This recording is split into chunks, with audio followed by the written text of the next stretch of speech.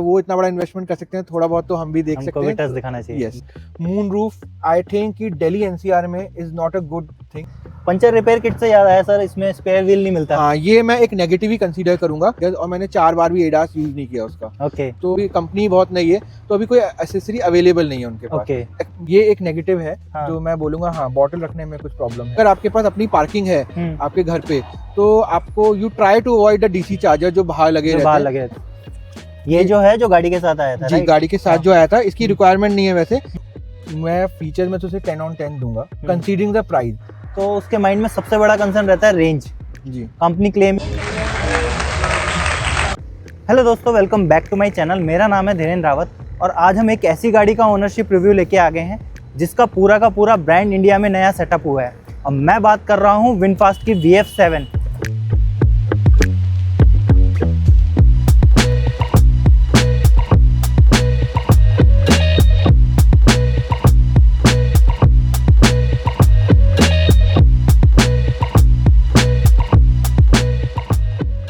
तो दोस्तों, विनफास्ट एक वियतनामी ब्रांड है जिसने रिसेंटली इंडिया में अपना प्लांट सेटअप किया है और इनिशियल फेज में इसने 2 गाड़ियां लॉन्च की है, विनफास्ट VF6 एंड VF7। ये रहने वाली है हमारी VF7 जिसका आज हम करने वाले हैं ओनरशिप रिव्यू।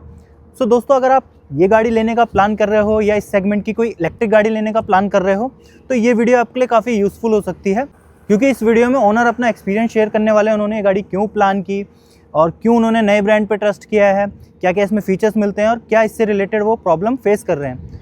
सो विदाउट एनी फर्दर डिले बुलाते हैं इस कार के ओनर को, mister Sharansh Bajaj.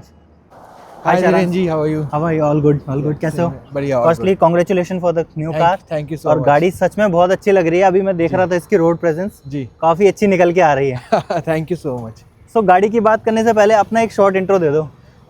My name is Saransh Bajaj and I work for a PSU under ministry of power. I am working there as a legal officer.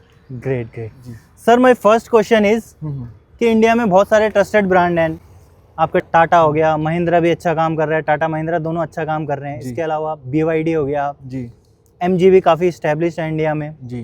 सो आपने क्यों नए ब्रांड पे trust किया? क्योंकि इसके सर्विस सेंटर्स भी नहीं है अभी और इसके एक्सपीरियंस से रिलेटेड कोई रिव्यूज़ भी नहीं है इतने। सही बात है। देखिए, इसमें I will give you answer in 2 phase. अगर मैं बात करूं BYD की, तो BYD you know it comes, मतलब I think it's the best technology that they are offering. तो BYD मुझे फर्स्ट चॉइस थी, बट वो थोड़ा आउट ऑफ बजट जा रहा था। उसके बाद महिंद्रा और टाटा भी मैं देख रहा था and in the mean time 1 साल पहले से मैं एक्चुअली सर्च कर रहा था EVs के लिए। तो मैं मारुति की E-विटारा देख रहा था और E-विटारा मुझे पसंद भी आ गई थी, क्योंकि मैंने थोड़ी रिसर्च भी की थी इसके बारे में। और उसमें BYD की ब्लेड टेक्नोलॉजी यूज हुई है, which is the best. I have read it about it.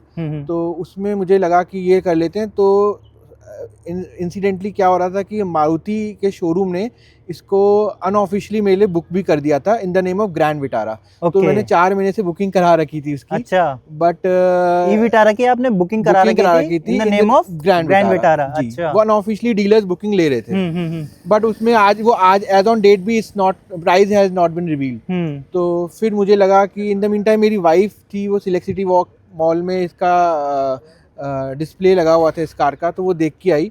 तो उस टाइम पे VF6 VF7 दोनों लगी हुई थी। ओके। और एक वेबसाइट है कार वाले, उसमें इसका on road price, expected price आ रहा था 45 लाख रुपीज, 40 to 45। तो मुझे लगा ये तो आउट ऑफ बजट है, no point in seeing this car. फिर भी मैंने इसे देखा और VF6 पे मेरा फोकस ज़्यादा था। बट उसके बाद थिंग्स टर्न अराउंड और इसका ऑफिशियल लॉन्च मैंने यूट्यूब पे पूरा लाइव देखा।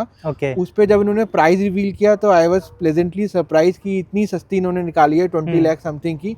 तो इमीडिएटली मैंने अपनी E-विटारा की बुकिंग कैंसिल कराई and I just waited for 20-25 days. थोड़े से यूट्यूब पे रिव्यूज़ आ जाएँ, थोड़ा सा इंटरनेट पे थोड़ा इसके और रिव्यूज़ आ जाएँ, तो उसके बाद मैंने इसे बुक कराया और with in 4 days I got the delivery. So this is a new brand in India, right?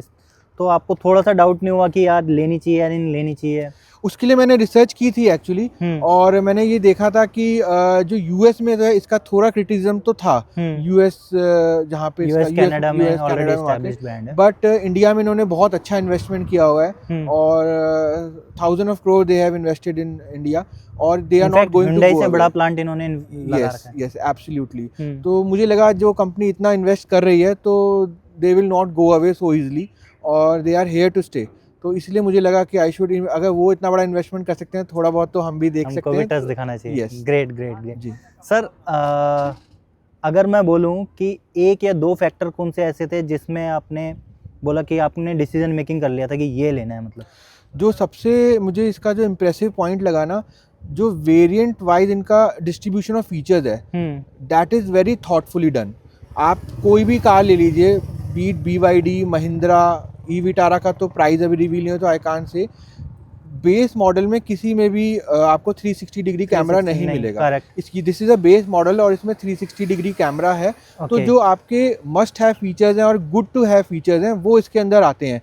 जो गिमिकली फीचर्स हैं आप कह सकते हो कि ठीक है, अगर हो तो अच्छी बात है, वो बेस में ज़रूरत नहीं है, मुझे इसकी रिक्वायरमेंट भी नहीं थी। एडास मेरी एक और आई ओन MG एस्टर ऑल्सो, तो उसमें एडास लेवल 2 है, and I have that car since last 4 years, और मैंने 4 बार भी एडास यूज़ नहीं किया उसका। तो मुझे पता था, मुझे I was very clear in my mind, मुझे एडास नहीं चाहिए। तो मुझे बस ये था कि रेंज थोड़ी ठीक होनी चाहिए, और जो क्योंकि बड़ी गाड़ी है तो उसमें 360 degree camera is a must. तो इसलिए मुझे वो बेसिक फीचर्स जो है, जो मेरे डील ब्रेकर नहीं होने चाहिए, वो सारे फीचर्स मुझे बेस वेरिएंट में ही मिल रहे थे। ओके, सो ये वेरिएंट का नाम क्या है? This is earth base model. Okay, and इसका ऑन रोड प्राइस कितना आपको पड़ा है, एंड एक्स शोरूम क्या था? एक्स शोरूम इसका देखिए 2089 है, 20,89,000, बट अभी कंपनी इसमें 75,000 का डिस्काउंट ऑफर कर रही है, बिकॉज उन्होंने इनिशियली इसमें ये कमिट किया था कि will give you charging of 3 years। Correct. तो वो मुझे वैसे चाहिए भी नहीं थी, because if you read on internet, तो जो आपकी DC चार्जिंग होती है that is not good for the battery health. तो वो आपको कोशिश करिए आप घर पे ही चार्ज कीजिए, that is a better strategy. तो उस टाइम पे मुझे लगा कि ये गाड़ी मेरे को, चलो ठीक है 3 years की फ्री मिल रही है अगर मेंटेनेंस, तो ठीक है, अच्छी बात है। बट अच्छी बात ये हुई कि वो उन्होंने उसकी जगह मुझे कैश डिस्काउंट दे दिया, which was more useful to me. तो वो आपको रिफंड किया? वो मुझे रिफंड की भी जरूरत नहीं पड़ी, उन्होंने ऑन रोड पे ही डिडक्ट कर दिया था प्राइस। अच्छा, तो ऑन रोड आपको करके दिया अराउंड 20,13,14,000 की पड़ी की बात कर रहा हूँ। उसके ऊपर देखिए दिल्ली में रजिस्ट्रेशन फ्री है, this is a Delhi registered car. उसका रजिस्ट्रेशन अराउंड 6,000 रुपीज अप्रोक्सीमेटली वो लेते हैं, और कोई इसमें रजिस्ट्रेशन नहीं है। और इंश्योरेंस मैंने एको से लिया था, वो मुझे अराउंड 40 समथिंग का पड़ा। तो ये मुझे अंडर 20,50,000 पड़ी, और 50,000 का मैंने एक चार्जर और लिया है, तो under 21 I got the whole setup. So charger included नहीं था उसमें? चार्जर फ्री चार्जर इसमें 3.2 किलोवाट का मिलता है, लेकिन अगर आपको वो सफिशिएंट नहीं है इतनी बड़ी गाड़ी के लिए, इसमें 59 किलोवाट की बैटरी है। तो 59 किलोवाट की बैटरी जी, तो 7 किलोवाट का जो चार्जर है वो सफिशिएंट होता है। विद इन 5-6 आवर्स ओवरनाइट आप चार्ज कीजिए, पूरी गाड़ी चार्ज हो जाती है। और वो मैंने एक्स्ट्रा लिया है, वो मुझे अराउंड 40-45,000 का पड़ा है। ग्रेट, 45,000 का आपका चार्जर पड़ा जी। एंड चार्जर अभी आपका शेड्यूल किस तरह से रहता है चार्ज करने का? ये बहुत अच्छी बात आपने पूछी है मुझसे। मैं थोड़ा यही था कि इसमें जो ऊपर वाला वेरिएंट है वो 70 किलोवाट का है, 70 ओके। महिंद्रा में आता है 79, इसका 70.8 समथिंग है, इसका 70। ओके। तो मुझे लग रहा था कि कहीं मैं छोटे वेरिएंट में जा रहा हूँ तो बैटरी तो छोटी नहीं होगी इसकी, बट 59 किलोवाट में भी मुझे 4 दिन में एक बार चार्ज करनी पड़ती है, कंसीडरिंग कि मैं इसे कभी गुड़गांव भी लेके जाता हूँ, फरीदाबाद भी लेके जाता हूँ, और ये जीके से चाणक्यपुरी तो डेली ट्रैवल करती है। तो ऑफिस के उसके लिए, तो उस पर्पस से मैं आपको बोल सकता हूँ कि अगर 4 दिन में एक बार चार्ज करनी पड़ रही है या हफ्ते में एक बार चार्ज करनी पड़ रही है, तो battery size is also sufficient. और जो मैंने चार्जर लिया I am fully satisfied with the charger. अच्छा, ठीक है। And how was your delivery experience? Delivery was very smooth. जो वहाँ पे जो भी उनके रिलेशनशिप मैनेजर्स हैं उन सब ने मेरे को हेल्प करी, और इनफैक्ट मुझे जो गाड़ी थी उनके पास 2-3 वेरिएंट्स थे और 2-3 कलर्स ऑप्शन में अवेलेबल थी। तो जो मैंने बोला उनके, मुझे वाइट कलर ही चाहिए था बिकॉज मुझे इजी टू मेंटेन कलर चाहिए था। तो दे मेड श्योर कि मुझे राइट टाइम पे 2 दिन में मैंने इसमें कोई लोन नहीं लिया, और 2 दिन में मुझे डिलीवरी भी मिल गई, और everything was done very smoothly, everything was done online, सारी पेमेंट्स ऑनलाइन हुई। उन्होंने बस मुझे बोला आपकी गाड़ी रेडी है, you can do the PDI and you can you know get your car. तो इजीली मुझे हो गया सब कुछ। ओके, तो सारांश जी मुझे ये बताओ, आपने इसमें कोई एसेसरीज लगाई है अभी? एक्चुअली आफ्टर मार्केट एक्सेसरीज मुझे कुछ भी नहीं लगानी थी हम्म। एक्सेप्ट द फ्लोर मैट्स और सब। और अभी एक ही गाड़ी में प्रॉब्लम है, वो ये है कि अभी वो प्रॉब्लम भी नहीं कहेंगे, वो उनकी जेन्युइन इशू है, क्योंकि गाड़ी अभी कंपनी बहुत नई है, तो अभी कोई एसेसरी अवेलेबल नहीं है उनके पास। ओके। बारिंग द आपका जो ये 3.2 किलोवाट का चार्जर है वो फ्री ऑफ कॉस्ट उन्होंने दिया, वही एक एसेसरी थी। इसके अलावा गुजरात की एक ऑटोटेक करके कंपनी है, मेरी ट्राइड एंड टेस्टेड है, तो they very good floor mats. तो मैंने फ्लोर मैट्स उनसे ही लिए हैं, आप देख सकते हैं। अच्छा, काफी अच्छे और क्या फ्लोर मैट्स कॉस्टिंग उसकी पड़ी आपको? मुझे 6000 रुपीज़ के वो कुछ पड़े थे। अच्छा। तो एक वो फ्लोर मैट्स मैंने लिए हैं, और आई am very much waiting for the parcel tray. वो अभी तक कहीं मिल नहीं रही है मुझे। अच्छा, पार्सल ट्रे नहीं आती? पार्सल ट्रे नहीं है, दैट इज द प्रॉब्लम। वो एज एसेसरी आएगी, बट कब आएगी ये पता नहीं है। अच्छा, सो सर जैसे आप इसको चार्ज कर रहे हो, तो क्या लगता है अभी आपको चार्जिंग का इंफ्रास्ट्रक्चर किस तरह से है? चार्जिंग से रिलेटेड कोई इश्यूज आपको हो रहे हैं डे टू डे लाइफ में, या फिर? देखिए, अगर हम सिटी ड्राइविंग कर रहे हैं तो द मैनुअल ऑल्सो सेज कि आप डीसी चार्जर यूज़ ना कीजिए। और डीसी चार्जर कभी मैंने इसे अभी तक एक बार भी डीसी चार्ज नहीं किया है। Okay. और आप देखेंगे तो एसी चार्जर जो आपके घर पे होम चार्जर होते हैं, दैट इज सफिशिएंट। तो आपको इंफ्रास्ट्रक्चर की वैसे कोई, अगर आपके पास अपनी पार्किंग है आपके घर पे, तो आपको you try to avoid the DC charger जो बाहर लगे रहते हैं। कोशिश कीजिए कि एसी चार्जिंग ही हो, और वो घर पे चार्ज हो जाती है, ओवरनाइट चार्ज हो जाती है। इनफैक्ट 5 घंटे में आपकी फुल चार्ज हो जाती है। 59 किलोवाट, तो इतना फास्ट होता है 7 किलोवाट। तो अगर मैं आपको बात करूं डीसी चार्जर्स की, तो यस, इंफ्रास्ट्रक्चर इज मतलब अभी ग्रोइंग। मैं ये नहीं कह सकता कि वो बन गया है पूरा, बट स्टिल मैं ये कहूँगा कि अवॉइड कीजिए। हाईवे पे भी अगर जा रहे हैं तो आप कोशिश कीजिए अगर डीसी चार्जर कम से कम यूज़ हो। और एक इन्होंने वंडर करंट करके एक प्रोडक्ट है, वो क्या है कि आप अगर डीसी चार्जर अवॉइड करना चाहते हैं तो कोई भी 3 पिन प्लग से आप चार्ज कर सकते हैं। अच्छा। तो वो सूरत बेस्ड कंपनी है, तो वो मैंने अभी प्रोडक्ट उनका लिया है, and I have tried it, it's very good. उसमें बेसिकली चार्जिंग एक्सटेंशन है। हाँ। तो उसमें 25 मीटर्स वॉर आती है, 4 वायर आती है, 4 कोर की। तो that is perfectly, and it is perfectly safe for EV.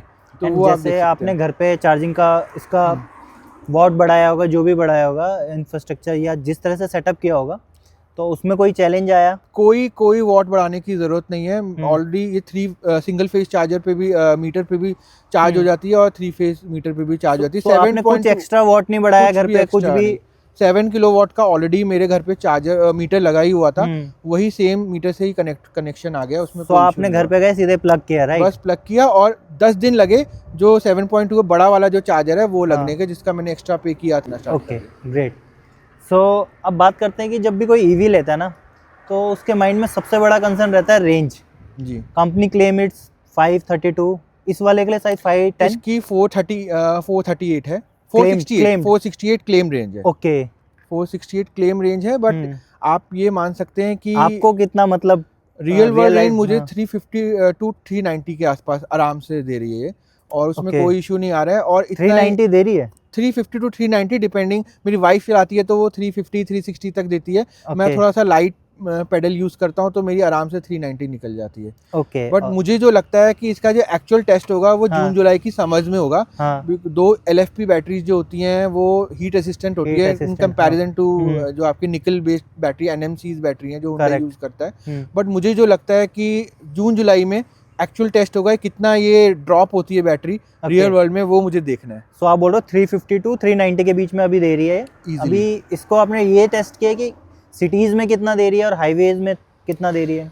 Highway पे एक्चुअली अभी तक ये गई नहीं है। मैं प्लान कर रहा हूँ एक चंडीगढ़ का ट्रिप, लेकिन अभी तक ये हाईवे पे नहीं गई है। बारिंग द योर गुड़गांव, जो गुड़गांव हाईवे है, उसे मैं रियल सेंस में हाईवे कह भी नहीं सकता, क्योंकि वहाँ पे इतना ट्रैफिक रहता है। करेक्ट जी। लेकिन इजीली मतलब अगर देखिए बम्पर टू बम्पर ट्रैफिक है, तो डेफिनेटली वी कांट से कि क्या रेंज दे रही है। It's very difficult to calculate also, और वो जस्टिफाइड भी नहीं होगा कि आप गाड़ी की रेंज बिल्कुल बम्पर टू बम्पर, जब गाड़ी चल ही नहीं रही है इतनी ज़्यादा। तो लेकिन येस, अगर नॉर्मल ट्रैफिक भी है, आपकी थोड़ी गाड़ी चल रही है, थोड़ी स्टॉप हो रही है, उसमें आप इजीली कह सकते हो कि येस, गाड़ी अच्छी रेंज दे देती है। अच्छी range 350 to 390 you can easily, मैं ब्रैकेट ही दे पाऊंगा आपको, एग्जैक्टली फिगर तो करेक्ट डिपेंडिंग ऑन ट्रैफिक। ठीक है। अब मुझे बताओ, जैसे आप बोल रहे हो 350 टू 390 रेंज दे रही है जी, सो आपको आई मीन मंथ में मुझे लगता है 4 से 5 बार, 4 से 5 5 बार चार्ज हो रही है। हफ्ते में एक बार चार्ज होती है। ठीक है। सो आपका मंथली कॉस्टिंग कितना आ रहा है अभी इस पे, अगर आपने मोटा मोटा? मैं इससे पहले मतलब मेरा अभी तक मीटर चेंज नहीं किया अपना। मीटर दिल्ली गवर्नमेंट में सब्सिडी है एक्चुअली। हाँ 4.5 रुपीज़ में आपकी स्ट्रेट अवे मतलब फ्लैट रेट मिलता है पर यूनिट।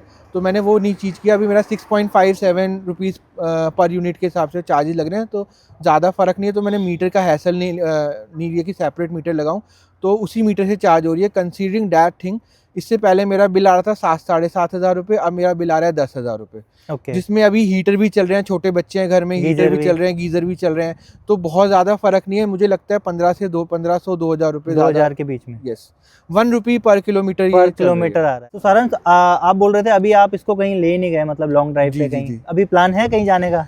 हाँ, मेरे इन लॉज रहते हैं चंडीगढ़, तो मैं एक बार चंडीगढ़ ज़रूर लेके जाऊंगा इसको। मेरा ब्रदर जयपुर में है, तो जयपुर और चंडीगढ़ तो जाएगी, हर 1-2 अच्छा महीने में जाएगी। अच्छा। तो वही है कि अभी तक मौका नहीं लग पाया है ऑफिस के काम में और इस बाकी चीज़ों में, बट मोस्ट प्रॉब्ली इसी मंथ या नेक्स्ट मंथ ये ओके। जयपुर या सो इसमें चंडीगढ़ ना जाएगी। बूट स्पेस की बात करें तो इसमें अराउंड 537 प्लस इसका है बूट स्पेस। 537 लीटर्स का इसमें जी, बूट जी, स्पेस जी, मिलता है। जी। तो आपने इसमें बैग्स रखे अभी, कुछ रखा अभी? ईजिली आराम से यहाँ पे आपके 2 बड़े बैग्स आ जाएंगे।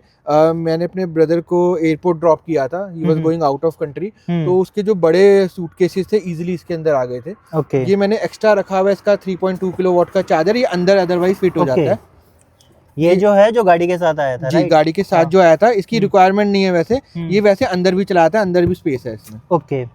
सो अंदर आप यहाँ पे पूरा सेट हो जाएगा। यहाँ पे स्पेस है, प्लस आपको टूल किट मिल जाती है। टूल किट मिल जाती है, पंचर रिपेयर किट भी मिल पंचर जाती है। रिपेयर किट मिल जाती है।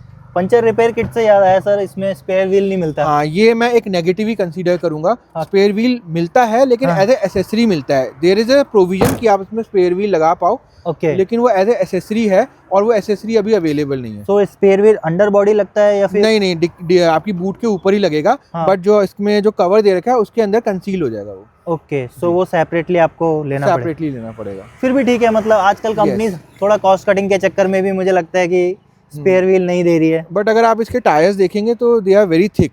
और इसमें जो मैंने जब गाड़ी ली थी, मैं इसे ऑफिस लेके गया था गुड़गांव में, तो समबडी शोड मी कि इसमें कील गड़ी हुई है। हाँ। तो मुझे लगा कि ये कील है, तो मैंने उस टाइम पे निकाला नहीं। हाँ। तो मैं इसे सीआर पार्क लेके आया अपने घर के पास। वहाँ पे एक जो मेरा रेगुलरली जिनके पास मैं जाता हूँ पंचर वगैरह रिपेयर करने के लिए, तो उन्होंने जब वो कील निकाली तो आई वाज प्लेजेंटली सरप्राइज कि वो कील ने पंचर नहीं किया था, वो सिर्फ गड़ी हुई थी, अंदर होल नहीं हुआ था। उन्होंने निकाली and there was no puncture. Tyre ही इतने फैट है, इतने थिक टायर हैं इसके। ओके। एंड इसमें आई थिंक 19 इंचेस के अलॉय व्हील्स हैं in the base variant only. Okay. So ये आपका अलॉय है? ये अलॉय है, बट एक ही डिफरेंस है, जो आपके हायर वेरिएंट में ब्लैक कलर का मिलता है, ये सिल्वर कलर का है। ओके। ये कवर नहीं है, आप बोल रहे हैं कवर नहीं है, अलॉय व्हील है। ओके। तो फ्रेंड्स, ये कुछ एक्सटीरियर का पार्ट था। अब चलते हैं इसके इंटीरियर में, और इंटीरियर में जाके शारन से और कुछ क्वेश्चंस करते हैं। सो दोस्तों, we are inside the VF7, और आप एक बार इसका इंटीरियर देखो। जैसे कि पहले आपने VF6 देखी होगी, जिसका मैंने ओनरशिप रिव्यू किया था, सिमिलर सा उसकी तरह ही इंटीरियर है। बट मैं स्पेस वाइज बोलूँ तो उससे काफ़ी ये बड़ी है। प्लस इसका जो सेगमेंट है, ये कहीं ना कहीं आपकी हेक्टर और हैरियर जैसी गाड़ियों को साथ compete करती है। और स्पेशियस तो इतनी है फ्रेंड्स, आप देखोगे इसका पूरा डार्क इंटीरियर है। ये ड्यूल टोन में है? नहीं, ये सिंगल टोन ही है। इससे जो हायर वेरिएंट्स हैं उसमें आपको मॉका ब्राउन कलर मिलेगा। This is completely single tone colour. But अगर आप यहाँ पे देखोगे, यहाँ पे आपको बहुत ही हार्ड प्लास्टिक मिलता है, एंड यहाँ पे आपको पूरा लेदरेट फिनिश मिलती है। सो शारंस, मुझे ये बताओ, आपको इंटीरियर में सबसे अच्छा क्या लगता है?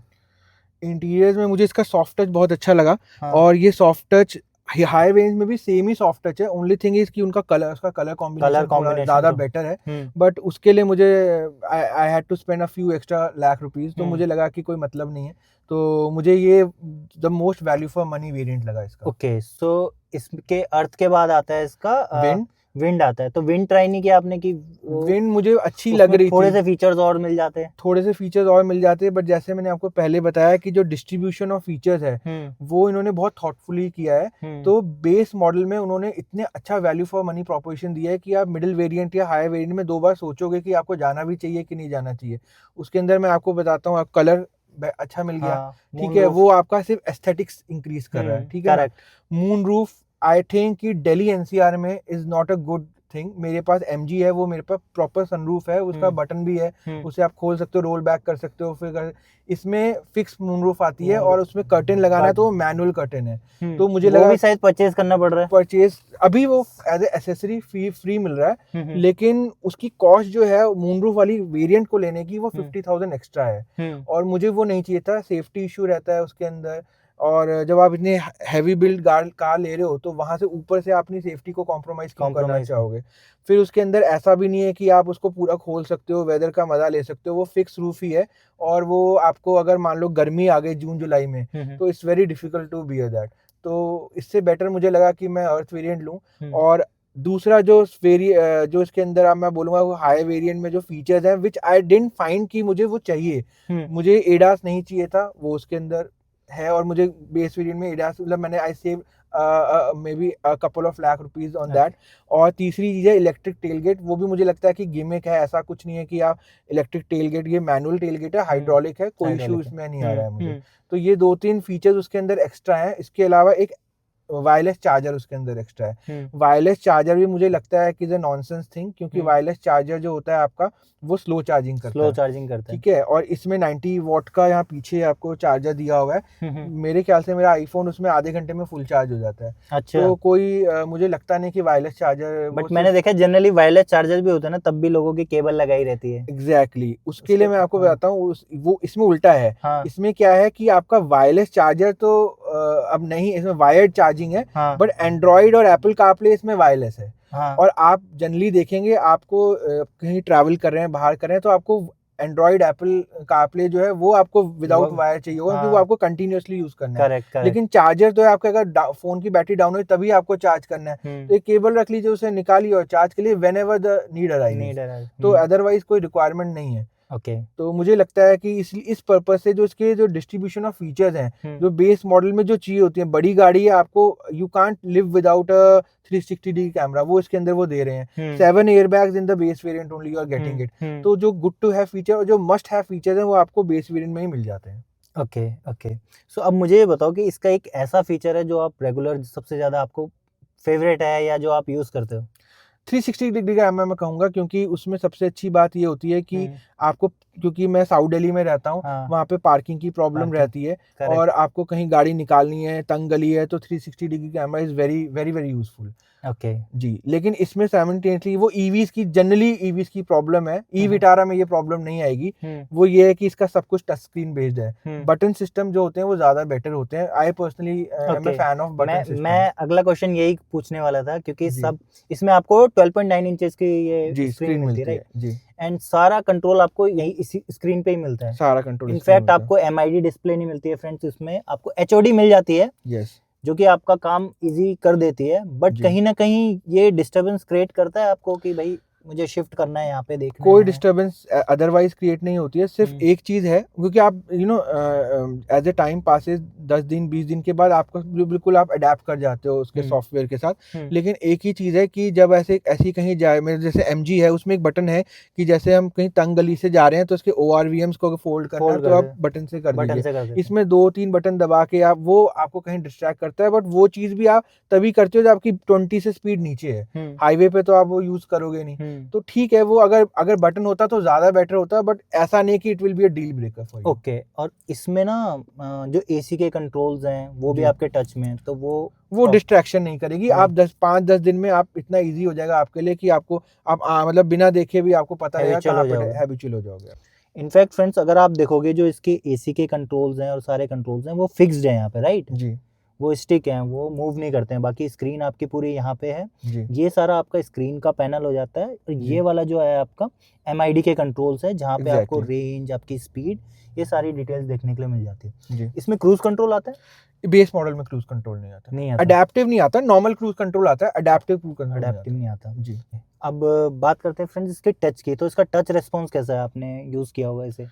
टच रिस्पॉन्स बहुत स्मूथ है, कहीं कोई प्रॉब्लम नहीं है। ये इसका एप्पल कारप्ले था, तो ये सारे इसके ऐप्स हैं जो भी आप यूज करना चाहते हैं, इसमें कोई ऐसा मतलब कहीं कोई ग्लिच नहीं है, स्मूथ है, कोई इशू नहीं है।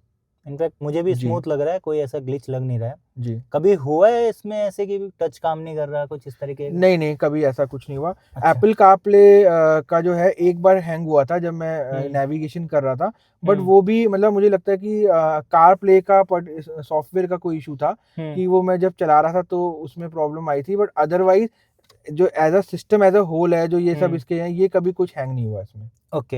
एंड मैंने ना VF6 का ना एक वो किया था ओनरशिप रिव्यू, जी। उसमें उनका फीडबैक था कि इसकी जो स्क्रीन है ना, जी। इस पे ये जो एयरबैग्स का जो साइन है वो ऑफ जी। दिखाता था। जी।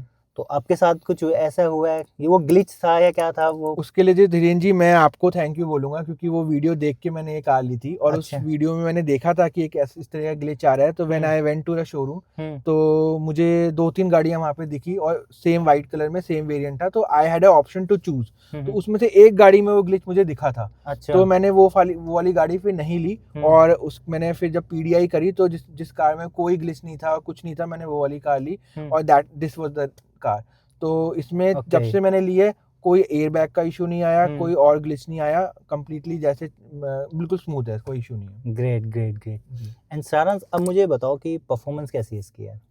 परफॉर्मेंस वाइज मैं कंप्लीटली सेटिस्फाइड हूँ। I am a family man, तो मुझे ऐसा नहीं है कि इसको कहीं रेस लगानी है किसी के साथ। मैं नॉर्मल 60-70 मैक्सिमम 80 तक जाता हूँ, तो I am very satisfied that ways. अगर आपको बहुत ज़्यादा मतलब टॉर्क चाहिए या बहुत ज़्यादा आपको एक्सीलरेशन चाहिए, तो आप इनके हायर वेरिएंट्स में जा सकते हैं, which is more than enough. आप जो सिटी लाइफ में ऑफिस जाना है या इस तरीके का जो डे टू डे आपका रूटीन वर्क है, उसके लिए मोर देन इनफ है। अगर आप बहुत ज़्यादा एंथुजियास्ट हो कि मुझे ऐसी कार चाहिए कि जो मतलब रेड लाइट में सबसे पहले आगे निकल जाए या इस तरीके से हो, तो उसके लिए आप हाई वेरिएंट्स में जा सकते हैं। मैं उस तरीके का बंदा नहीं हूँ, I am a law abiding citizen, तो मैं उसी हिसाब से चलता हूँ और मुझे कोई प्रॉब्लम भी नहीं आ रही है इसमें। ओके, बाकी स्टेबिलिटी वाइज एंड जो कार स्टेबल बहुत है। बैटरी कार जो होती है, ईवी कार जो होती है, वो अदरवाइज भी स्टेबल होती है, क्योंकि उनमें नीचे बहुत वेट होता है कार बैटरी का, तो आइस कार के मुकाबले जिसमें इंजन होता है आगे, तो इसका मतलब कार अदरवाइज मतलब दब के चलती है ये। इसकी टायर भी हैवी हैं, सब कुछ, थर्ड इज वेरी हैवी।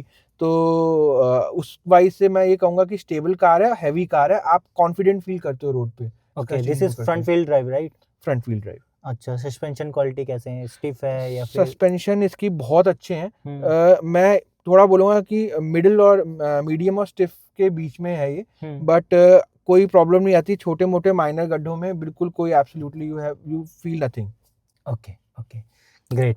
सो अब बात करते हैं इसके सिटिंग एंड कंफर्ट की। सो आपके ड्राइवर साइड में इसमें वो मिलता है आपको वेंटिलेटेड सीट्स? बिल्कुल, बेस वेरिएंट में ही वेंटिलेटेड बेस वेरिएंट में? बेस वेरिएंट में ही वेंटिलेटेड सीट्स हैं। अच्छा, को ड्राइवर नहीं होगा? को ड्राइवर भी है। को ड्राइवर भी है? को ड्राइवर भी है। सो फ्रेंड्स, आप देख सकते हो कि बेस वेरिएंट में वेंटिलेटेड सीट्स मिल रही हैं, दोनों साइड मिल रही है, वो भी आपको।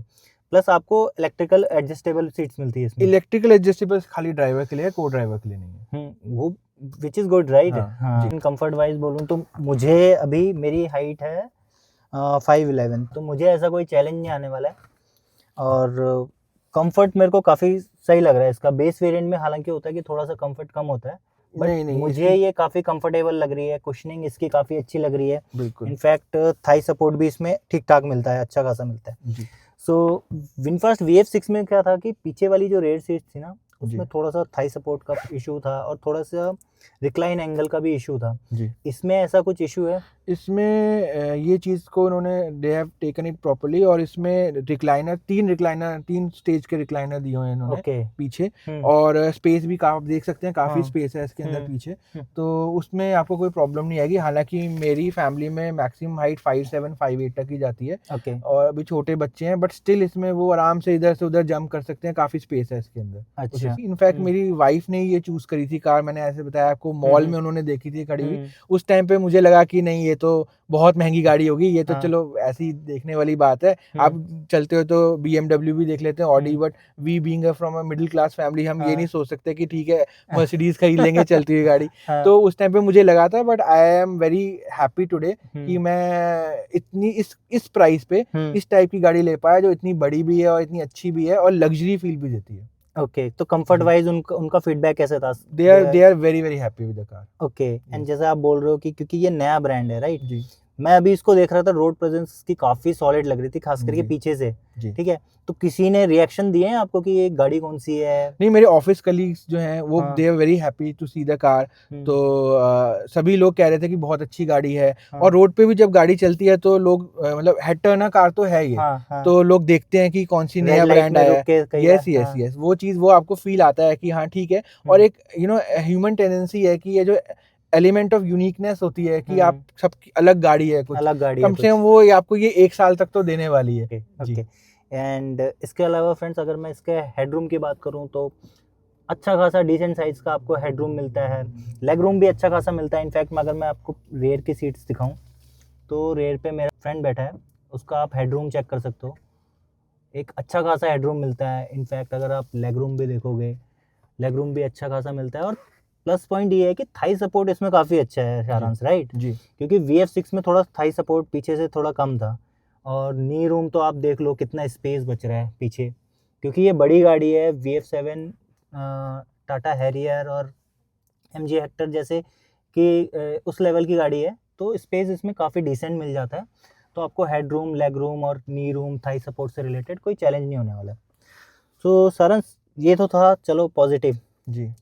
और कोई ना कोई गाड़ी में कुछ ना कुछ नेगेटिव तो होता है, प्रोज बिल्कुल। एंड कॉन्स तो सब गाड़ी में होते हैं, सब में बिल्कुल। होते हैं। इसमें क्या लगा आपको कि यार मैंने 20 लाख 22 लाख रुपए लगा दिए कि ये फीचर होना चाहिए था, मस्ट टू हैव, एंड कुछ इम्प्रूवमेंट होनी चाहिए थी? जी। देखिए फीचर्स तो मैं फीचर्स में तो उसे 10 ऑन 10 दूंगा, कंसीडरिंग द प्राइस। ऐसा तो BYD में BYD आप जितना गुड़ डालोगे उतनी चीज़ मीठी होगी, तो आप उसमें और पैसे लगाओगे तो और आपको there is no limit to it. But अगर मैं बात करूँ कि नेगेटिव की, तो मुझे लगता है कि जैसे स्पेयर व्हील अगर ये देते तो ज़्यादा बेटर होता। वो दे रहे हैं बट एज ए एसेसरी दे रहे हैं, और इसमें एसेसरीज अभी अवेलेबल नहीं है। तो ये एक ऐसी चीज़ है जो मुझे थोड़ा सा नेगेटिव लगता है। बाकी मुझे कोई कंप्लेंट नहीं है कार के साथ। बाकी कोई कंप्लेन नहीं? जी।